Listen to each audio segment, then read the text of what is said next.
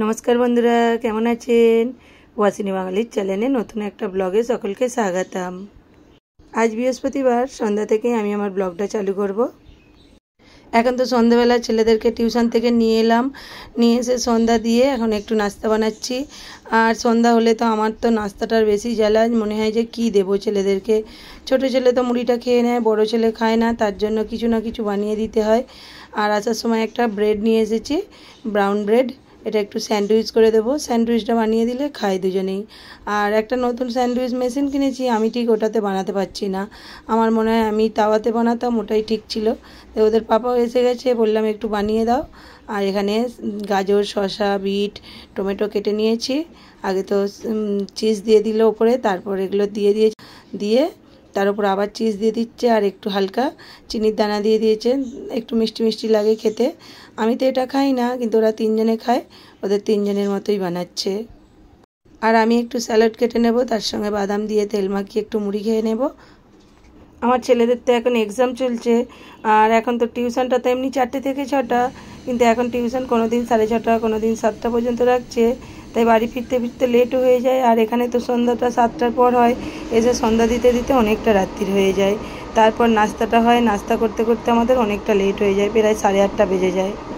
আর আমাকে তো বলছে এরকমভাবে ভরে নেবে, নিয়ে এর ভিতর দিয়ে এরকমভাবে গরম করবে। কিন্তু আমি এমনি তো করতে পারি, কিন্তু ওই যখন ওর ভিতরে দিই না, শসা গাজর সব এদিক ওদিক হয়ে যায়। আর ও করছে বেশ কি সুন্দর হচ্ছে।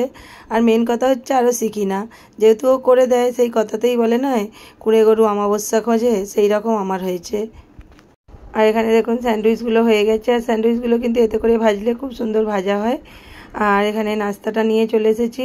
নাস্তাটা খাওয়া হয়ে গেলে আমরা তো আবার একটু বাইরে বেরোবো, কাল আমার এক বান্ধবীর বাড়িতে পুজো আছে। নাস্তা খাওয়ার পর এখানে নারকেল নিয়ে বসেছি কুড়াতে। কাল আমার বান্ধবীর বাড়ি পুজো আছে, বান্ধবী রঞ্জনার বাড়ি। আর ওকে বললাম বাড়িতে তো অনেক কাজ, তোর কিছু কাজ থাকলে দিবি। ও বললো তাহলে নারকেল নাড়ুটা করে দিবি। তো এখানে 4টে নারকেল দিয়ে গিয়েছিলো, কুড়িয়েছি। আর এখানে নারকেলগুলো ঠিক ভালো হয় না, উপর থেকে না, মানে ভিতর থেকে কালো কালো চোগলাগুলো উঠে যায়। আর 4টে নারকেলের কোরানো হয়ে গেছে, 3টে নারকেল আর একটা বাকি আছে। নারকেলটা কুড়িয়েছি, আর এই যে বললাম না, এখানে নারকেলগুলো এই যে একটু হয়ে যায়। আর এখানেও এই যে নারকেলগুলো এই যে কুড়িয়েছি, সব উঠে গেছে মালা থেকে, মানে একটুখানি কুড়ছি তাতেই উঠে যাচ্ছে। আর এগুলো একটু বেছে ফেলে দেবো, কালোগুলো একটু দেখে তার মধ্যে। আর অনেকটাই নারকেলটা হয়ে গেছে, 4টে নারকেলের এটা নারকেল নাড়ু হবে। নারকেলটাকে আগে হাতে করে স্মুথ করে নেব, আর করে নিয়ে তারপর গুড় দিয়ে নারকেল নাড়ু করবো। আর এখানে গুঁড়ো দিয়ে গেছে, 2টো গুড় দিয়ে গেছে 1 কিলো। এখন তো রাত্রিবেলা একটু বাইরে বেরিয়েছি ফল কিনতে। আর এখানে এই দোকানটা না, সব কিছু টাটকা টাটকা ভাজে। আর এই ওখানে ভাজছে পাপড়ি চিড়ে এখানে। আর আমি একটুখানি নিয়েছি কলার, বড় ছেলেটা কলারটা খেতে ভালোবাসে, ব্যানানা চিপসটা। আর তার সঙ্গে এটা নিয়েছি একটু, এটা নিয়েছি একটু। আর বাকি ওরা কিছু খায় না, বাকি এখানে একটা খায়, এই যে এটা। আর এই দোকানটা সব একদম মানে ডাইরেক্ট এরাই নিজেরা তৈরি করে সব কিছুই। এখানে প্রচুর গাড়ির ট্রাফিক করে, এখানে ডাইরেক্ট তৈরি হচ্ছে। এই পাপড়িটা হলো, এটা পাপড়ি, এর সঙ্গে বোঁদে দিয়ে খায়, ওই একটা আছে ওইটার সঙ্গেও বোঁদে দিয়ে খায়, জিলিপি দিয়ে খায়, এখানে তৈরি করছে। ওই জন্য এখানটার তবু টাটকা জিনিস। আর এই যে আমাদের বাঙালি দোকান, মিষ্টির দোকান, তার সঙ্গে মুড়ির দোকান, মুড়ি নিলাম। দাদা বলছে ভাইরাল করতে, ফিয়ে মিষ্টি খাওয়ালে ভাইরাল করবো, ফিয়ে মিষ্টি না খাওয়ালে ভাইরাল করবো না। আমি বলে দিয়েছি, অনেকবার দেখিয়েছি আমাদের বাঙালি মিষ্টির দোকান, এটা সবাই জানে। এটা মুড়ির দোকান, এখান থেকে আমরা 12 মাস মুড়ি আর মিষ্টি নিয়ে যাই। জানে সবাই জানে, আমার যারা আছে তারা সবাই জানে, বলছে দেখিয়ে নিতে পূজা স্টোর। এখানে সব কিছুই পাওয়া যায়, মুসুর ডাল, মুগের ডাল, সব কিছু, ঘি, আর ওটা মিষ্টি। আর এদিকে চপের দোকান, চপের দোকানটা আজকে খোলেনি নয়, রাত্রি হয়ে গেছে, বন্ধ হয়ে গেছে। সন্ধ্যার দিকে নাস্তা, এখন 9:30টার ওপর বাজে। আর কাল তো পুজো বাড়ি আছে, মেন একটু ফল কিনবো, সেই জন্য এসেছি। আর নারকেল নাড়ুটা করবো, মেখে রেখে এসেছি। আর এটা শর্টকাট রাস্তা, ট্রাফিক করে না, কিছু নয়, এটা দিয়েই আমরা যাতায়াত করি। ওই জন্য এখন মানে মুড়ির দোকানে এলে গা দিয়ে যাতায়াত করে নিই। আর এটা আমাদের বিল্ডিংয়ে এইদিকে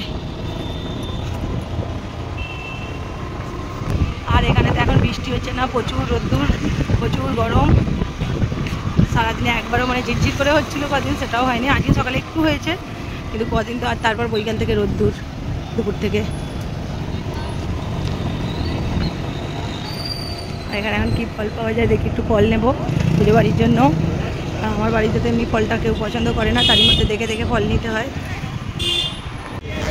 আর আমরা ঘুরে ঘুরে আমাদের বিল্ডিংয়ের সামনে চলে এসেছি, এই যে বিল্ডিং। এখানে এই যে রোডে বলছিলাম না, সারা সন্ধ্যাটায় এখানে বৈকাল থেকে সবজি বসে, সব কিছুই পাওয়া যায়। এই যে এখানে একটু ফল নিয়ে নেব, সব রকম কিছুই আছে। পেয়ারা নিয়েছি, অ্যাপেল নিচ্ছি, আর বেদানাটা তো সরি নেসপাতিটা তো আমার বাড়িতে সবাই পছন্দ করে, ওখানে নিয়েছি পেয়ারা। নেসপাতি 1 কিলো নিয়ে নিয়েছি, আনার নিয়েছি, আর অ্যাপেল নিচ্ছি। এখানেই সব রকম আছে। আর কলা দিয়ে দেবো, কলা নিয়ে নেবো। কলা নিয়ে নিলেই 5 রকম ফল হয়ে যাবে।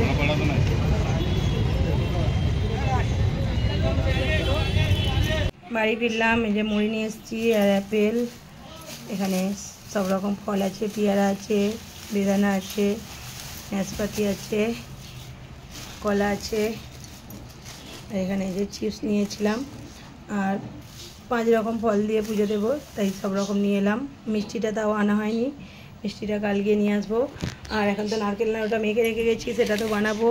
আর এখানে নিচের বৌদি মানে মল্লিকা পিঠে করেছে, আমি ওকে যদিও বৌদি বলি না, সবার সামনে বলি। আর এটা ও পিঠে দিয়ে গেছে। রান্না সেরকম কিছু করব না, একটু ভাজিয়া করব, মুড়ি খাওয়া হবে। আর এই পিঠেগুলো তো খেলেই হয়ে যাবে, নাস্তা খাওয়া হয়েছিল। আর এখানে পেয়ারাটা খাই বলে নিয়ে এসেছিলাম, তাও একটা রয়ে গেছে। আর এটা আমাদের নিচে একটা গাছ আছে, গাছ থেকে পেরেছিল পেয়ারাটা। আর এখন নারকেল নাড়ুটা করবো। নারকেল নাড়ুটা শেয়ার করার কিছু নেই, আগেও দেখিয়েছি, তবু নারকেল নাড়ুটা কেমন হলো সেটাও আপনাদেরকে দেখাবো। আর এখানে আমাকে ছেড়ে দিয়ে ওদের পাপা একটু কাজ ছিল একটা অফিসে, সেখানে গিয়েছিল। আর আমরা যেখানে স্কুলে যাই দত্তা মন্দির বলি, ওখানে এই গণেশ ঠাকুরটা এসেছে, পুজো হচ্ছে, কিছু একটা ছিল, পর্দাতেই পুজো হচ্ছে আর বাজনা বাজছে। ও ভিডিওটা করে নিয়ে এসছে, আর খুব সুন্দর দেখতে লাগছে। আর আপনারাও দেখুন আর বলে ফেলুন, গণপতি বাপ্পা মোরিয়া, মঙ্গল মূর্তি মোরিয়া, মোরিয়া রে বাপ্পা মোরিয়া রে। আর এইটা তো প্রথম দেখাচ্ছি এবছরের গণপতি ঠাকুর, আর এই তো শুরু। আর গণেশ পুজোর সময় তো আপনাদেরকে অনেক গণেশ ঠাকুর দেখাবো। লালবাগেও যাব, মুম্বাইয়ের সবথেকে বড় ঠাকুর যে লালবাগ, ওখানে তো যাচ্ছি। এই কবছরই হলো ভরে যাই, প্রথম দিন গিয়ে পুজো দিয়ে আসছি। আর এটা 5 বছর হয়ে গেল, এবারেও যাব। মুম্বাইয়ের যে লালবাগ বলি, ওই গণপতি ঠাকুরটা মানে নাম করা ঠাকুর।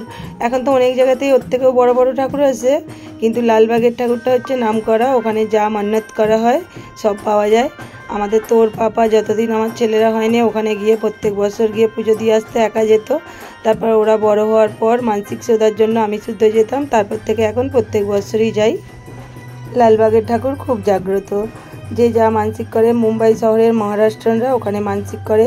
আর সেই হিসাবে ওখানে প্রচুর ভিড় হয়, প্রচুর মানে পা দর্শন করার জন্য 1 দিন ধরে লাইন দিতে হয়। মানে আজ যদি রাত্রিরে লাইন দেয়, কাল রাত্রিবেলা ঠাকুরের দর্শন হয়, মানে পায়ে হাত দিয়ে দর্শন করা হয়। আর যদি মুখ দর্শন করে, তাহলে সেটার জন্য আমরা তো মুখ দর্শনই করি।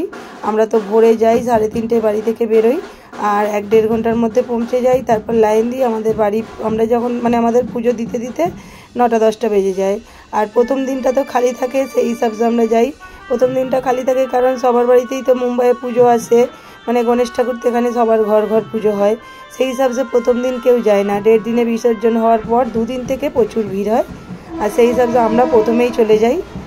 আর এখন তো শুধু মহারাষ্ট্রনদের ঘরে নয়, সবার বাড়িতেই এখন গণেশ ঠাকুর আসে, বাঙালি, গুজরাটি। আর আমাদেরও তো একটা বাঙালি দাদার বাড়িতেও ঠাকুর আসে, আমরা তো যাই, আমি তো ভিডিওতেও দেখিয়েছি। যাই হোক, আর তো কটা দিন মাত্র, দিন 15 বাকি আছে, তারপর আপনাদেরকে দেখাবো অনেক গণেশ ঠাকুর, লালবাগের গণেশ ঠাকুর। আর সবাই একবার দর্শন করে বলে ফেলুন, গণপতি বাপ্পা মোরিয়া, মঙ্গল মূর্তি মোরিয়া। এই যে নারকেলটা আমি মেখে রেখে গিয়েছিলাম গুড়টা দিয়ে, মেখে দিয়ে করলে না নারকেল নাড়ুটা খুব সুন্দর হয়। আমি মেখে রেখে গিয়েছিলাম, তাও কিন্তু এখনও গুড়টা সবটা গলেনি। এই যেগুলো বড় বড় হয়েছিল, ওটা এতে দিলে, কড়াই দিলে হয়ে যাবে। এটাকে ভালো করে স্মুথ করে নেব মেখে।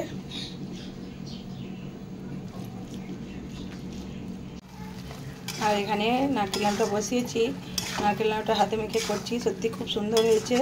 দেখুন যেমন স্মুথ হয়েছে, আর কালারটা কিন্তু এখানের গুড় তো অতটাই নয়, কিন্তু তাও খুব সুন্দর এসছে গুড়টার কালারটা, মানে নারকেল নাড়ুটার কালারটা। এটা দেখানো বাকি আছে, কিছুটা পাক করব। আবার খুব বেশি পাক হয়ে গেলে কিন্তু দাঁতের লড়াই হয়ে যাবে। কিছুটা করব, করে তারপরে এটাকে নামাবো। আর আজকে তো বৃহস্পতিবার, আজকে আমাদের নিরামিষ খাবার দাবার রাত্রিতে, সেই জন্য অন্য কিছু হবে না। আর তো পিঠে দিয়েই গেছে মল্লিকা, একটু ভাজিয়া করে নেবো মুড়ি খাওয়ার জন্য, কারণ আমার তো আবার ভাত খাই রুটি খাই যাই খাই আমার দুটো মুড়ি দিতে হয়। মুড়ি যদি না খাই আমার মনে হলো পেটটা ভরলো না, মানে পেটটা ভরলো মনটা ভরলো না, শেষে আমাকে এক মুঠো মুড়ি খেতেই হয়। আর আমার সঙ্গে সবাই শিখে গেছে এক মুঠো করে মুড়ি খাওয়া রুটি খাওয়ার পর। নারকেল লাড়ুটা হয়ে গেছে, নিয়ে চলে এসেছি আর পাখার তলায় দিয়েছি। এই যে পাকিয়ে নেব এগুলোকে, পুরোটা পাকিয়ে নিয়ে ফিরে আসছি। নারকেল নাড়ুগুলো পুরোটা পাকানো হয়ে গেছে, আর দেখুন অনেকগুলোই বেশ হয়েছে। আর নারকেল নাড়ুটা করতে করতে তো অনেকটা রাত্রি হয়ে গেছে। আর আজকের ব্লগটাও আমি আর বড় করব না, এখানেই শেষ করছি। আবার দেখা হবে নতুন একটা ব্লগ ভিডিও, নয়তো নতুন একটা রেসিপির সঙ্গে। সকলে ভালো থাকবেন, সুস্থ থাকবেন, সাবধানে থাকবেন। আর আজকের ব্লগটা যদি ভালো লাগে লাইক কমেন্ট অ্যান্ড হাইপ করে দেবেন। সকলকে শুভরাত্রি।